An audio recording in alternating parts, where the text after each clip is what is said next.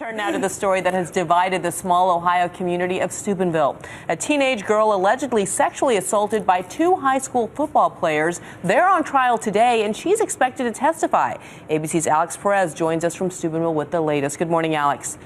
Well, good morning, Bianna. Prosecutors have called more than 20 witnesses already, including a number of teenagers who were around the night of the alleged incident. Nearly 12 hours of testimony in court Friday, including from a fellow Big Red football player who admitted to using his iPhone to record video of the 16-year-old girl during parts of the alleged sexual assault and then deleting the video the following day. It was one of those moments you realize you did something wrong and stupid, he said on the witness stand, so I deleted it. Trent Mays and Malik Richmond are charged with sexually assaulting the girl after a night of wild partying last August. Prosecutors argue the girl was too drunk to give consent. The defense argues that Mays and Richmond did not commit rape that night.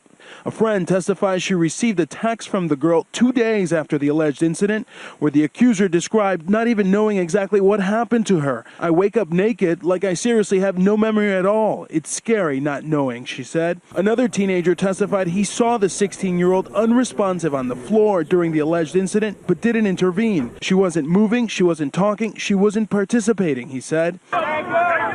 Mays and Richmond were both considered standouts on the Steubenville Big Red football team.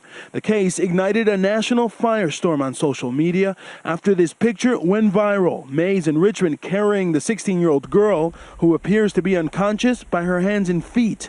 Then this YouTube video with someone who hadn't witnessed the alleged incident talking about it. 18-year-old Evan Westlake recorded the video and can be heard laughing in the background. He testified he did witness some of the alleged sexual assault. He says he regrets posting the video and initially making light of what he saw. "I felt I owed some people some apologies, and I did have to do some things to fix it." And the 16-year-old girl herself could be called as a witness. Her testimony continues today and could run through the weekend if necessary. Dan and Bianna?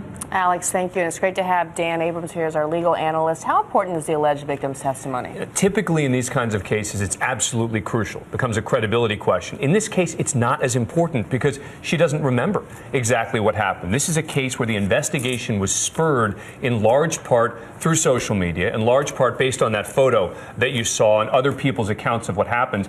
That is actually more important than even her testimony itself. But as we said, it has divided that small town. Absolutely. This is still a juvenile case, though. Remember, a juvenile court judge, they could face prison time up to, or actually juvenile detention center until they're 21 years old. We shall see. All right, Dan.